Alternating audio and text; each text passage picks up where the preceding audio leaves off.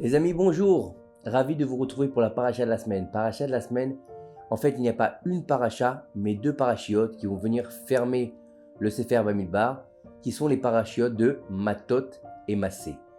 Et à la fin de la paracha de Matot, au chapitre 32, la Torah nous raconte que les enfants des tribus de Gad et de Réhouven sont allés demander à Moshe Rabbeinu la permission de renoncer à leur patrimoine sur la terre sainte et de recevoir comme propriété les terres se trouvant de l'autre côté du Jourdain.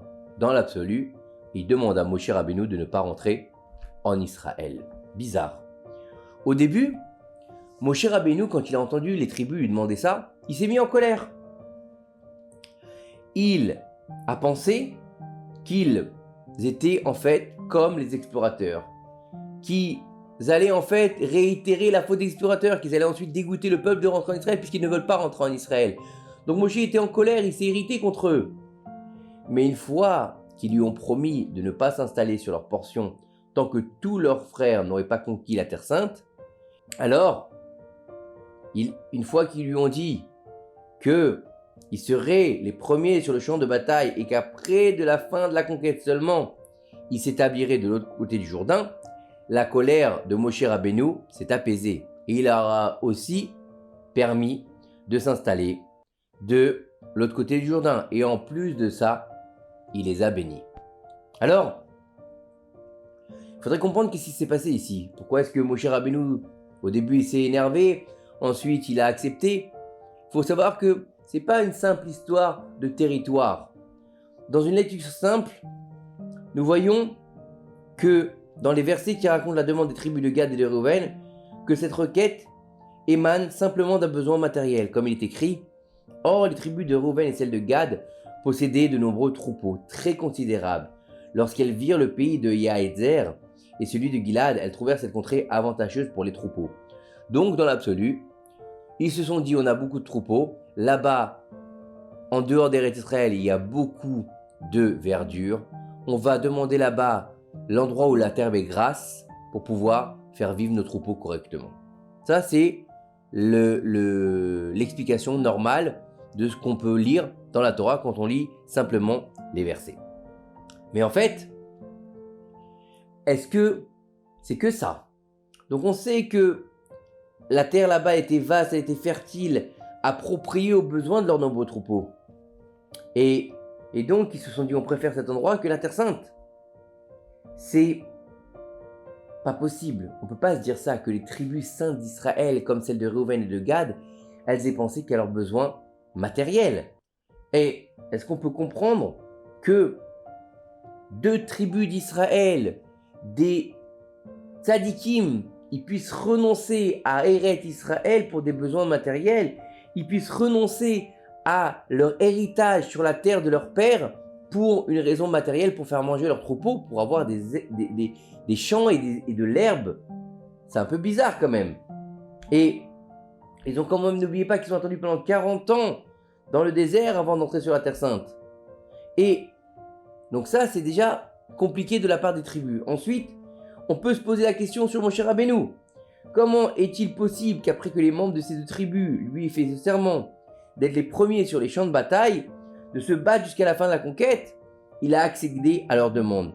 Il aurait dû encore être en colère pour eux, contre eux, pour avoir abandonné le mérite d'entrer sur la terre selon la volonté d'Akadosh Baruch Hu. Bah oui. Ah, on fait la guerre. Ah bon, bah si vous faites la guerre, ça va, je suis avec vous, il n'y a pas de problème. Vous pouvez y aller, vous pouvez vous installer en dehors d'Eretz Israël. Alors ils veulent pas d'Eretz Israël quand même. Qu'est-ce que tu fais, Moshe Rabbeinu? Qu'est-ce que vous faites, vous, en disant que vous êtes tribu d'Israël et que vous voulez des terres fertiles pour vos troupeaux? Et le Sfat Emet, il nous dit au nom du géant Rabbi Simcha Bounim de Pshisha, il nous dit que la véritable raison de la requête des tribus de Gad et Réhouven de s'installer spécifiquement de l'autre côté du Jourdain était qu'en fait, les membres de ces tribus avaient un lien profond qui les avait reliés avec Moshe Rabbeinu. Et alors, qu'est-ce que c'est? Qu'est-ce que ça nous apporte? Ça veut nous expliquer qu'ils avaient un lien profond avec Moshe Rabbeinu. Donc parce qu'ils ont un lien profond avec Moshe Rabbeinu, ils vont s'installer de l'autre côté du Jourdain. Et en fait, il faut savoir qu'ils avaient gravé dans leur cœur toutes les bontés extraordinaires qu'avait réalisées pour eux Moshe Rabbeinu depuis le jour où il avait connu, ayant entendu, écoutez bien, leur réflexion ayant entendu que le décret que Moshe Rabbeinu n'entrerait pas en Terre Sainte, mais qu'il serait enterré de l'autre côté du Jourdain. Ils n'étaient pas du tout prêts à se séparer de lui et à entrer en Terre Sainte sans lui. Ils ont donc décidé de renoncer à s'installer sur la terre d'Israël, même s'ils le désiraient ardemment. Depuis de nombreuses années, ils ont pris cette décision de rester en dehors du pays pour être près de l'endroit où serait enterré leur maître Moshe. C'est par amour pour Moshe qu'ils ont fait ça. Cette idée elle est suggérée dans la Torah quand il est écrit « Les tribus de Reuven et de Gad possédaient de nombreux troupeaux ». De nombreux troupeaux se dit en hébreu « mikne rav », qui renvoie à un langage d'attachement, de lien. Donc le verset suggère en employant ces mots que ces tribus avaient un attachement profond avec leur maître Moshe.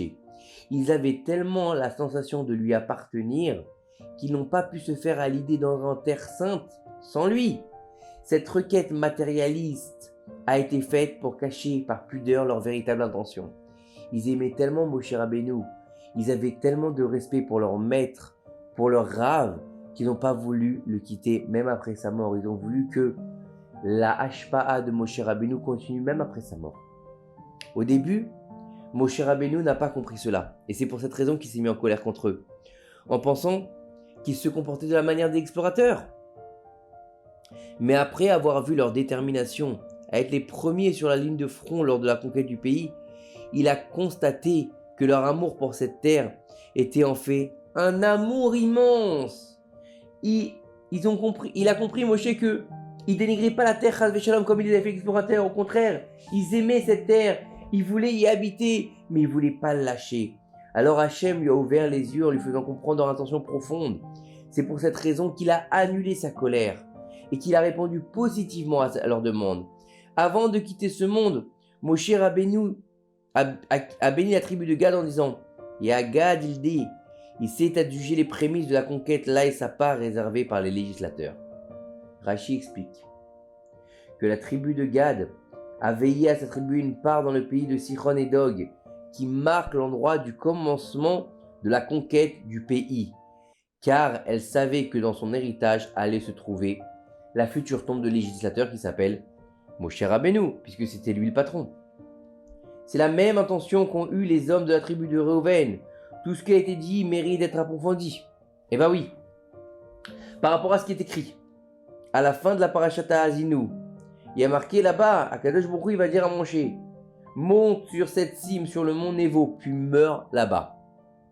Nous voyons qu'il est indiqué que l'endroit où est décédé Moshe Rabbeinu, on le sait, c'est pas simplement qu'on ne sait pas où il est enterré. Moshe Rabbeinu lui a dit monte sur le Har Nebo et tu vas mourir là-bas. Donc on sait où il est enterré. Et nous voyons que là-bas il y a marqué que le Har Nebo, il est sur le territoire de Reuven. Et donc selon l'explication de Rashi vu précédemment, Moshe est enterré sur le territoire de Gad. Alors comment expliquer cette anomalie? On nous dit qu'il est monté sur le Har Nebo qui est dans la tribu de Reuven et qu'il a été enterré dans la tribu de Gad. Donc c'est pas possible. Soit il est enterré dans la tribu de Gad, soit il est enterré dans la tribu de Reuven. On n'a pas pris une partie, on l'a mis à la tribu de Gad, une partie on l'a mis à la tribu de Reuven. C'est pas clair tout ça. Alors, il y a une contradiction ou il n'y a pas de contradiction? Et nos sages dans la Gemara de Sota nous disent qu'en fait il n'y a pas de contradiction. Comment ça? On va expliquer. Le décès de Moshe a bien eu lieu sur le mont Nebo, dans le territoire de Reuven. C'est-à-dire, allez, monte sur le Har Nebo et meurt là-bas. Il est mort là-bas. Ensuite, la présence divine a pris son corps saint sur ses ailes sur une distance de 4 km pour l'enterrer sur les territoires de Gad. Pourquoi est-ce qu'Akadosh Baruch Hu, il a eu besoin de faire ça? Tu veux l'enterrer dans le territoire de Gad, fais qu'il meure sur le territoire de Gad et enterre-le là-bas.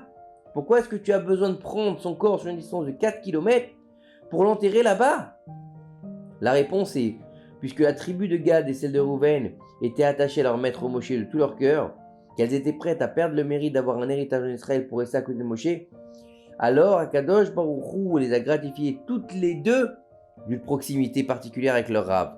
Les enfants de Gad ont eu un plus grand mérite en recevant la sépulture de Moshe. Pourquoi? Parce qu'ils ont été les premiers à faire la demande à Moshe Rabbeinu. et ont été rejoints ensuite par les enfants de Réhouven. Donc il a eu les prémices de la demande en fait tout simplement. Une question reste en suspens quand même. Quelle est cette chose particulière qui reliait les tribus de Gad et Réhouven à Moshe plus que les autres tribus? Depuis quand est-ce que les autres tribus, ils n'avaient pas vu les miracles de Moshe Rabbeinu? Ils n'avaient pas assisté Moshe Rabbeinu pendant 40 ans? Ils avaient été là pareil. Pourquoi simplement 2 tribus sur 12 tribus, elles se réveillent en disant je veux être proche de mon Rav? C'est pas possible. Et la réponse, elle se trouve dans le verset Réhouven et Gad possédaient de nombreux troupeaux. Les autres tribus possédaient des troupeaux, mais pour asservir leurs désirs. Elles mangeaient beaucoup de viande et ne suffisaient pas de la manne aliment spirituel. Cela les a troublées, elles n'ont pas pu discerner la lumière profonde émanant de l'âme de Moshe Rabbeinu, ainsi que sa véritable grandeur. Par contre, les enfants de Gad et de Réhouven possédaient de nombreux troupeaux, car ils ne mangeaient pas beaucoup de viande. Ils préféraient nourrir leur corps et leurs âmes de la manne céleste qui les rendait frais, perspicaces et purs. Grâce à cette nourriture céleste, ils pouvaient discerner la grandeur d'âme de Moshe Rabbeinu et se lier à elle. De l'attitude des enfants de Gad et de Réhouven, nous devons apprendre un enseignement essentiel dans le lien véritable qui doit unir les élèves à leur maître. Chaque juste possède de nombreux élèves et tous paraissent l'aimer sincèrement, mais en vérité, le véritable amour se dévoile au moment de l'épreuve. Lorsqu'on demande à un homme de renoncer à son honneur ou à son argent ou à son temps pour son Rav, selon sa réponse, nous pourrons juger de son attachement. S'il est capable de renoncer à son honneur ou à son argent ou à son temps pour son Rav, alors c'est un amour véritable. Mais s'il trouve toujours des excuses, des prétextes, ah non je peux pas, aujourd'hui j'ai ma belle famille qui vient, ah non je peux pas, aujourd'hui je dois amener mon fils là, ah non je peux pas, aujourd'hui je dois aller laver ma voiture, ça veut dire que tu as toujours des excuses, donc tu ne fais pas la volonté de ton Rav. Tu t'aimes beaucoup plus que ton Rav. Tout élève se doit de renforcer son lien spirituel avec son maître, de l'aimer d'un tel amour qu'il lui sera très difficile de se séparer de lui. Nous devons toujours nous rappeler des bontés prodiguées par nos maîtres et ne jamais oublier que c'est lui qui nous donne la possibilité de recevoir notre monde futur. Notre maître, notre Rav, celui qui va nous donner la vie spirituelle, c'est celui qui nous ouvre les portes du Olam Haba, du monde d'après. C'est lui qui va nous ouvrir les portes du Gan Eden aussi. C'est lui qui va nous ouvrir les portes de la sainteté. Donc, comprendre par là qu'il est impératif d'avoir un Rav, un vrai Rav qui suit l'Halakha, qui a une ligne de conduite en fonction de la Torah et de le suivre jusqu'au bout du monde, même s'il nous dit que notre droite c'est notre gauche et que notre gauche c'est notre droite, pour pouvoir enfin accéder à un endroit ultime qui s'appelle sous les ailes de la Shekhinah. Que ces quelques paroles de Torah nous aident à faire venir un Mashiach, B'mera B'Yaminu. Amen. Une bonne semaine, à très bientôt.